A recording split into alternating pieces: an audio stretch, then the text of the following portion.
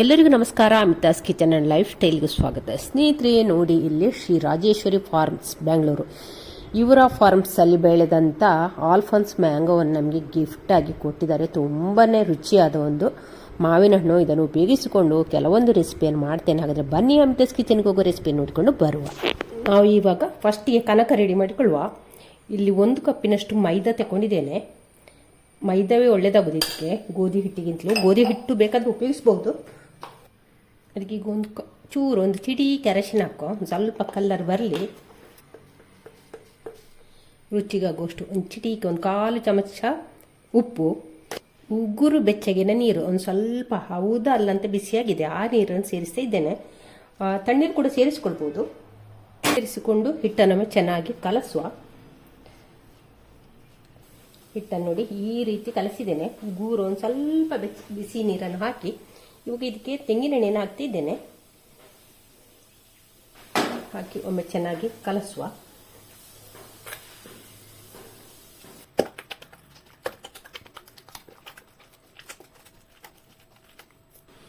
ಇವಾಗ ಇದಕ್ಕೊಂದು 2 ಟೇಬಲ್ ಸ್ಪೂನ್ನಷ್ಟು ಸಣ್ಣ ರವೆಯನ್ನು ಹಾಕ್ತಾ ಇದ್ದೇನೆ, ಚಿರೋಟಿ ರವೆ. ಫಸ್ಟಿಗೆ ಕೂಡ ಕಲಸಿಕೊಳ್ಬೋದು, ಮೈದಾ ಜೊತೆ ಹಾಕಿ ಕಲಸಿಕೊಳ್ಬೋದು. ಮೈದಾ ಕಲಸಿದ ನಂತರ ಸೀದಾ ಹಾಕಿ ಕಲಸಿಕೊಳ್ಬೋದು. ಹಾಕಿ ಒಮ್ಮೆ ಚೆನ್ನಾಗಿ ಕಲಸಿಕೊಳ್ಳ. ನೀವು ಕಲಸುವಾಗ ಬೇಕಾದ್ರೆ ಮೈದಾದ ಜೊತೆಯೇ ಚಿರೋಟಿ ರವೆಯನ್ನು ಹಾಕಿಕೊಂಡು ಕಲಸಿಕೊಳ್ಳಿ. ಈಗ ನೋಡಿ, ರವೆ ಹಾಕಿ ಕೂಡ ಚೆನ್ನಾಗಿ ಕಲಸಿಕೊಂಡಾಯಿತು. ಹಿಟ್ಟು ಸಾಫ್ಟ್ ಉಂಟು. ಇವಾಗ ಇದಕ್ಕೆ ಮೇಲಿಂದ ಎಣ್ಣೆ ಹಾಕಿ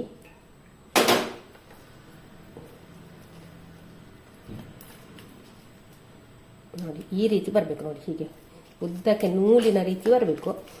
ಈ ಎಣ್ಣೆಯಲ್ಲಿ ಉಂಟಲ್ಲ, ಈ ಹಿಟ್ಟು ನೆನಿಬೇಕು. ಹಾಗೆ ಇದನ್ನು ಇನ್ನೊಂದು 1 ಗಂಟೆ ಮುಚ್ಚಳ ಮುಚ್ಚಿ ನೆನೆಲಿಕ್ಕೆ ಬಿಡುವ. ಕಡಿಮೆ ಅಂದರೆ 1 ಗಂಟೆ, ಯಾಕೆಂದ್ರೆ ಜಾಸ್ತಿ ಹೊತ್ತು ಕೂಡ ಬಿಡಬಹುದು.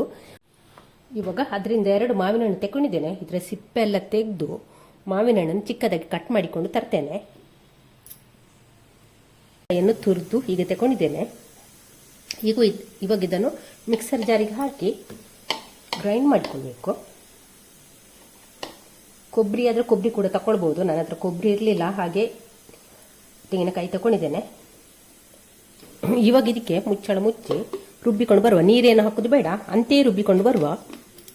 ರುಬ್ಬಿಕೊಂಡಾಯಿತು. ತುಂಬ ನೋಡಿ ಈ ರೀತಿ ರುಬ್ಬಿಕೊಂಡಿದೆ. ದಪ್ಪ ದಪ್ಪ ಇದ್ದದಲ್ಲ, ಸ್ವಲ್ಪ ಸಣ್ಣಗಾದರೆ ಆಯಿತು. ನೀರು ಹಾಕ್ಲಿಕ್ಕಿಲ್ಲ, ಅಂತೆಯೇ ರುಬ್ಬಿದ್ದು. ಅದನ್ನೆಲ್ಲ ಒಂದು ಬೌಲಿಗೆ ಹಾಕಿಕೊಳ್ಳುವ.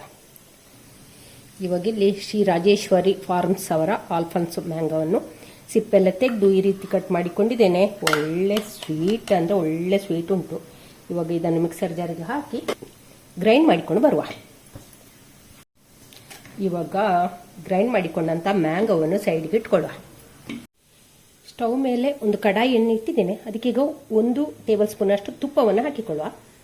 ಇಲ್ಲಿ ಒಂದು 4 ಟೇಬಲ್ ಸ್ಪೂನ್ ಅಷ್ಟು ಬಾಂಬೆ ರವೆ ತಗೊಂಡಿದ್ದೇನೆ. ಉಪ್ಪಿಟ್ಟು ಮಾಡ್ತೇವಲ್ಲ ಆ ರವೆ, ಅದನ್ನೀಗ ಈ ಕಾದ ತುಪ್ಪಕ್ಕೆ ಹಾಕಿಕೊಳ್ಳುವ. ಹಾಕಿ ಹದವಾದ ಉರಿಯಲ್ಲಿ ರವೆಯನ್ನು ಒಮ್ಮೆ ಚೆನ್ನಾಗಿ ಫ್ರೈ ಮಾಡುವ. ಇವಾಗ ಇಲ್ಲಿ ರವೆ ಪೂರ್ತಿ ಅರಳಿ ಘಮ ಬರ್ತಾ ಉಂಟು. ಆ ಹೊತ್ತಿಗೆ ನಾವು ಗ್ರೈಂಡ್ ಮಾಡಿ ಇಟ್ಟುಕೊಂಡಂತ ಮ್ಯಾಂಗೋವನ್ನೇ ಇದಕ್ಕೆ ಹಾಕಿಕೊಳ್ಳುವ. ಗ್ರೈಂಡ್ ಮಾಡಿ ಇಟ್ಟುಕೊಂಡಂತ ಮ್ಯಾಂಗೋ ಒಮ್ಮೆ ಚೆನ್ನಾಗಿ ಈ ರವೆಯಲ್ಲಿ ಇದನ್ನೊಮ್ಮೆ ಚೆನ್ನಾಗಿ ಮಿಕ್ಸ್ ಮಾಡುವ. ರವೆ ಈ ಮ್ಯಾಂಗೋ ಪ್ಯೂರಿಯಲ್ಲಿ ಬೇಯಬೇಕು. ಉರಿಯನ್ನು ಮೀಡಿಯಂ ಫ್ಲೇಮಿಗೆ ಹಾಕಿಕೊಂಡ್ರೆ ಆಯಿತು.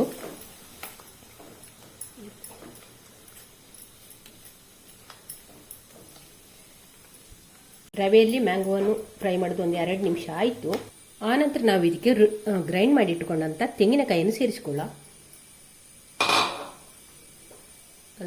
ಅದರ ಜೊತೆಯಲ್ಲೇ ಬೆಲ್ಲವನ್ನು ಸೇರಿಸಿಕೊಳ್ಳ. ಇಲ್ಲಿ ನಾನು ಆಣಿ ಬೆಲ್ಲ ತಗೊಂಡಿದ್ದೇನೆ, 2 ಅಚ್ಚು. ಅದನ್ನು ಕೂಡ ಇದಕ್ಕೆ ಹಾಕಿಕೊಳ್ಳ. ಹಾಕಿ ಒಮ್ಮೆ ಚೆನ್ನಾಗಿ ಮಿಕ್ಸ್ ಮಾಡುವ.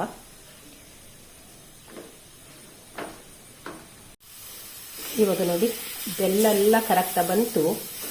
ನೋಡಿ ರವೆ ಕೂಡ ಬೇಯ್ತಾ ಬಂತು. ನೋಡಿ ಇವಾಗ ಬೆಲ್ಲ ತೆಂಗಿನಕಾಯಿ ಎಲ್ಲ ಚೆನ್ನಾಗಿ ಮಿಕ್ಸ್ ಆಗಿ ನೋಡಿ ರವೆ ಕೂಡ ಬೆಂದಿದೆ. ಇವಾಗ ಇಷ್ಟಾದರೆ ಸಾಕು. ನಾವು ಸ್ಟವ್ ಆಫ್ ಮಾಡುವ. ಹಾಗೆ ಇಲ್ಲಿ ಕುಟ್ಟಿ ಪುಡಿ ಮಾಡಿದಂಥ ಏಲಕ್ಕಿಯನ್ನು ಕೂಡ ಹಾಕ್ತಾ ಇದ್ದೇನೆ.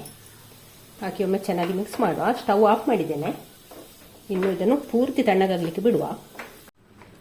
ಇವಾಗ ಇಲ್ಲಿ ಹೂರಣ ಪೂರ್ತಿ ತಣ್ಣಗಾಗಿದೆ. ಇವಾಗ ಇದರಿಂದ ನಾವು ಚಿಕ್ಕ ಚಿಕ್ಕ ಉಂಡೆ ಮಾಡಿ ಇಟ್ಕೊಳ್ಳುವ. ಸಣ್ಣ ಸಣ್ಣದು ಮಾಡಿದರೆ ಆಯಿತು ನೋಡಿ. ಈ ರೀತಿ ಮಾಡಿ ಇಟ್ಟುಕೊಳ್ಳು ಫಸ್ಟಿಗೆ ಎಲ್ಲವನ್ನು ಕೂಡ. ಇಲ್ಲಿ ನೋಡಿ ಹೂರಣವನ್ನು ನಿಂಬೆ ಹುಳಿ ಗಾತ್ರಕ್ಕೆ ಉಂಡೆ ಮಾಡಿ ಇಟ್ಕೊಂಡಿದ್ದೇನೆ. ಇವಾಗ ಇದನ್ನು ನಾವು ಪಕ್ಕಕ್ಕೆ ಇಟ್ಟುಕೊಳ್ಳ. ನಾವು ಕಲಸಿಟ್ಟಿರುವ ಕನಕ ಏನಾಗಿದೆ ನೋಡುವ. ನೋಡಿ ಹಿಟ್ಟು ನೋಡಿ ತುಂಬ ಸಾಫ್ಟ್ ಆಗಿದೆ ನೋಡಿ. ಹಾಗೆ ಈಗ ಇನ್ನೊಮ್ಮೆ ಚೆನ್ನಾಗಿ ನಾದಿಕೊಳ್ಳುವ. ಇದನ್ನು ಒಂದು 2 ನಿಮಿಷ ಪುನಃ ನಾದಿಕೊಳ್ಳುವ. ನಮಗೆ ಹಿಟ್ಟು ಎಷ್ಟು ನಾದಿ ಹಿಟ್ಟು ಒಂಥರ ಬೆಣ್ಣೆ ರೀತಿ ಆಗಬೇಕು. ಆ ರೀತಿ ಆದರೆ ನಮಗೆ ಹೋಳಿಗೆ ಕೂಡ ತುಂಬ ಚೆನ್ನಾಗಿ ಬರ್ತದೆ. ಒಮ್ಮೆ ಚೆನ್ನಾಗಿ ನಾದಿಕೊಳ್ಳುವ. ಇದನ್ನು ಚೆನ್ನಾಗಿ ನಾದಿಕೊಂಡಾಯಿತು.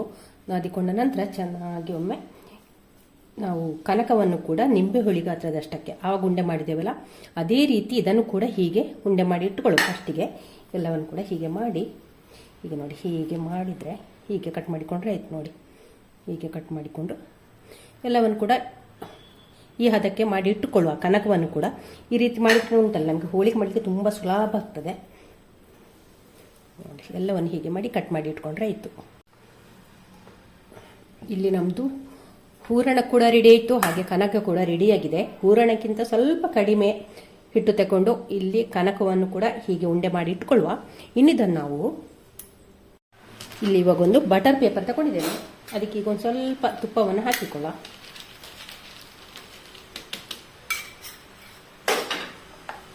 ಹಾಕಿ ಇಲ್ಲಿ ಕನಕವನ್ನು ಒಂದು ಸ್ವಲ್ಪ ತೆಳ್ಳಗೆ ಮಾಡಿಕೊಳ್ಳುವ. ಇವಾಗ ಇದಕ್ಕೆ ಹೂರಣವನ್ನು ಇಟ್ಟುಕೊಳ್ಳುವ. ಮಿಡ್ಲಲ್ಲಿ ಇಟ್ಕೊಂಡು ಇದನ್ನೆಲ್ಲ ಒಮ್ಮೆ ಕವರ್ ಮಾಡುವ. ನೋಡಿ ಪೂರ್ತಿ ಕವರ್ ಆದ ನಂತರ ಇದನ್ನೊಮ್ಮೆ ಹೀಗೆ ತೆಳ್ಳಗೆ ತಟ್ಟಿಕೊಳ್ಳುವ. ಕೈಯಲ್ಲಿ ತಟ್ಟಿಕೊಂಡ್ರೆ ಆಯಿತು.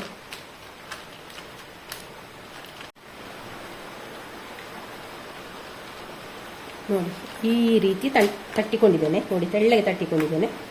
ನಮಗಿಲ್ಲಿ ಹೋಳಿಗೆ ಮಾಡಲಿಕ್ಕೆ ಬಟರ್ ಪೇಪರೇ ಬೇಕು ಅಂತೇನಿಲ್ಲ ನೋಡಿ. ಬಾಳೆ ಎಲೆಯಲ್ಲಿ ಕೂಡ ಮಾಡಿಕೊಳ್ಬೋದು. ಬಾಳೆ ಎಲೆ ತಗೊಂಡಿದ್ದೇನೆ. ಬಾಳೆ ಎಲೆಗೆ ಸ್ವಲ್ಪ ತುಪ್ಪ ಹಾಕಿಕೊಳ್ಳುವ. ತುಪ್ಪವೇ ಆಗಬೇಕು ಅಂತೇನಿಲ್ಲ, ಎಣ್ಣೆ ಕೂಡ ಹಾಕಿಕೊಳ್ಬೋದು. ಎಣ್ಣೆ ಹಾಕಿ ಇವಾಗ ನಾನು ತವಕ್ಕೆ ಬಾಳೆ ಎಲೆಯಲ್ಲಿ ಹಾಕಿದ್ದೇನೆ. ವಿಡಿಯೋ ಸ್ಕಿಪ್ ಆಗಿದೆ, ಸಾರಿ. ಬಾಳೆ ಎಲೆಯಿಂದ ಚೆನ್ನಾಗಿ ಹೋಳಿಗೆ ಎದ್ದು ಬಂದಿದೆ. ಕವರ್ ಮಾಡಿಕೊಳ್ಳೋದು.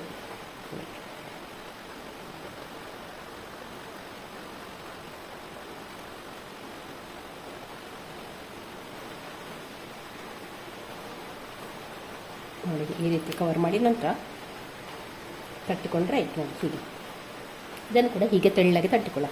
ನೋಡಿ ಬಾಳೆ ಎಲೆಯಲ್ಲಿ ಕೂಡ ಹೀಗೆ ತಟ್ಟಿಕೊಂಡಾಯಿತು. ಇನ್ನಿದನ್ನು ನಾವು ಇವಾಗ ಇಲ್ಲಿ ಒಂದು ತವವನ್ನು ಸ್ಟವ್ ಮೇಲೆ ಕಾಯ್ಲಿಕ್ಕೆ ಇಟ್ಟಿದ್ದೇನೆ. ಇವಾಗ ಇದಕ್ಕೆ ನಾವು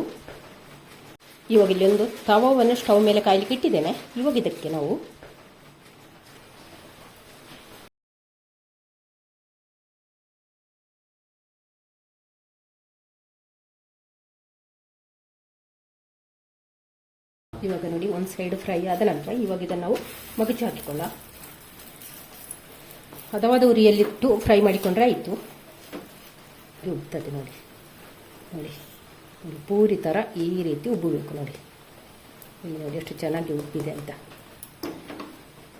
ನೋಡಿ. ಇಷ್ಟಾದರೆ ಸಾಕು. 2 ಸೈಡ್ ಕೂಡ ಚೆನ್ನಾಗಿ ಫ್ರೈ ಆಗಿದೆ. ಇವಾಗ ಇದನ್ನು ನಾವು ತೆಗೆಯುವ. ನೀವು ಬೇಕಂತಿದ್ರೆ ಇದರ ಮೇಲೆ ತುಪ್ಪ ಏನಾದರೂ ಹಾಕಬೇಕು ಅಂತಿದ್ರೆ ಹಾಕಿ. ನನಗೆ ಇಷ್ಟ ಇಲ್ಲ, ನನಗೆ ಸ್ವಲ್ಪ ಆಯಿಲ್ ಕಡಿಮೆ ಮಾಡುವಂತ ನಾನು ಹೀಗೆ ಡ್ರೈ ಆಗಿ ತೆಗಿತಿದ್ದೇನೆ. ಬೇಕಾದರೆ ಎಣ್ಣೆ ಅಥವಾ ತುಪ್ಪವನ್ನು ಸೇರಿಸ್ಕೊಳ್ಬೋದು. ಇವಾಗ ಬಟರ್ ಪೇಪರಲ್ಲಿ ತಟ್ಟಿದಂಥ ಹೋಳಿಗೆಯನ್ನು ಕಾಯಿಸಿಕೊಳ್ಳುವ. ತಟ್ಟಿದಂಥ ಹೋಳಿಗೆಯನ್ನು ತವಕ್ಕೆ ಹಾಕಿಕೊಳ್ಳುವ.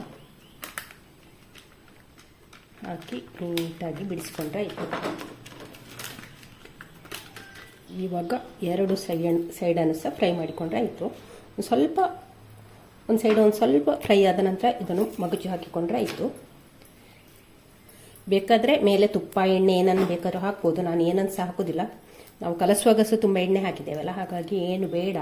ಡ್ರೈ ಆಗಿ ನಾನಿಲ್ಲಿ ಫ್ರೈ ಮಾಡ್ತಾ ಇದ್ದೇನೆ ನೋಡಿ.